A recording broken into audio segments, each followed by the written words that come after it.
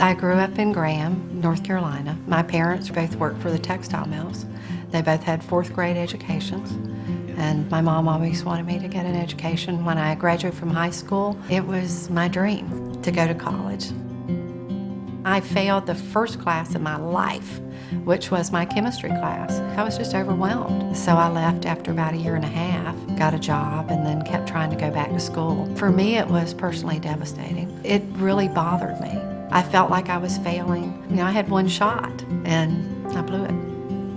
When Jenna left for boarding school, I couldn't even open the door and go in the room. And I was almost 52, and all of that coincided with the downturn in the market. I had almost $6 million in contracts waiting to close, and they all fell through, every single one of them. I went, now what? I don't have a degree.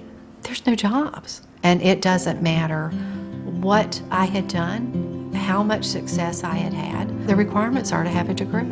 Not only that, I had to walk back in the door competing with people half my age, and many of them MBAs. It was just a matter of figuring out how to do it.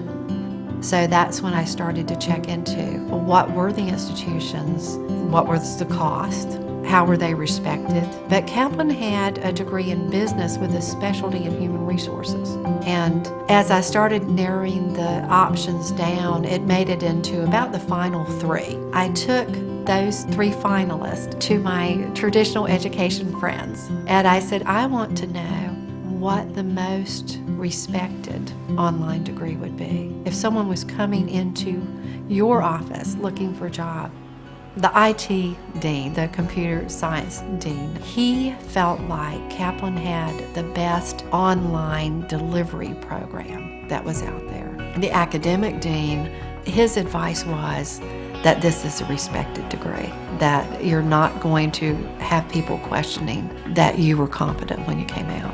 Everything that you take there will be accepted if you go on to a master's anywhere. So that was a very good recommendation.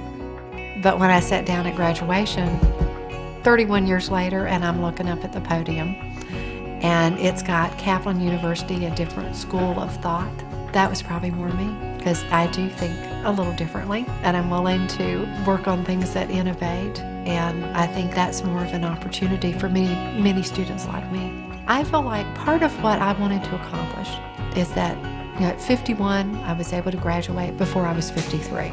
That gives me probably another 10, 15 years. So I'm sort of in the final part of my career.